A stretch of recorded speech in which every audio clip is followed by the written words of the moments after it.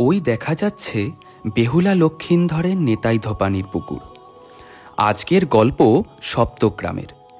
নামে গ্রাম থাকলেও এই জায়গা কিন্তু এককালে বাংলার সবথেকে ধনী সমৃদ্ধশালী বন্দর নগরী ছিল। সরস্বতী নদীর বুকে বিশাল নৌকো ভাসিয়ে পৃথিবীর দূর দূরান্তের নানান জায়গায় ব্যবসা করতে যেতেন বাঙালি বণিকরা। মিশরের ইবন বতুতা, ব্রিটেনের র্যালফ কিচ থেকে সিজার ফ্রেডরিক সকলে এসেছিলেন এই সপ্তগ্রামে। এখানে এখনও রয়েছে ওই যুগের উদ্ধরণ দত্তের শ্রীপাঠ।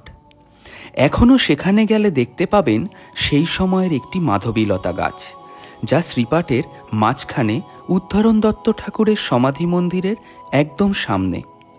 কত দিন বদলি না দেখেছে গাছটি। পাশের পুকুরটিও সেই সময়ের। এখানে নাকি ঠাকুরের পায়ের নুপুরও রয়েছে।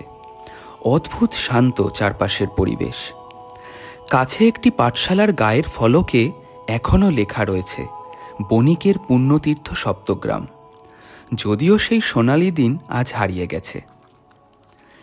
এলাকার একটি ক্লাবের ইউরোপিয়ান স্থাপত্যরীতি এখনও বেশ বোঝা যায়। কিছু দূর এগিয়েই পৌঁছে যাবেন এক মন কেমনের বাগানে।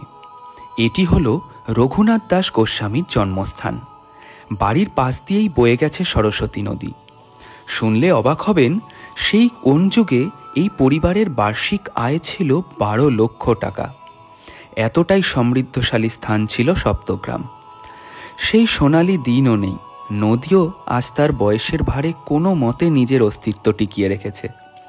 চারপাশে সবুজের মাঝে বাড়িটি যেন কোন স্বপ্নের দুনিয়ার শেষ সাক্ষী হয়ে রয়ে গেছে। এটি হলো সেই সরস্বতী নদীর ঘাট। ঘাটের সিঁড়িরা এখনও রয়ে গেছে।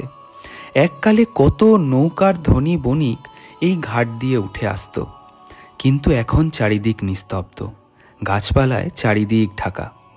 এই হলো সেই ঘর যেখানে বসে দিনের বেশিরভাগ সময় কৃষ্ণ নামে ডুবে থাকতেন রঘুনাথ গোস্বামী।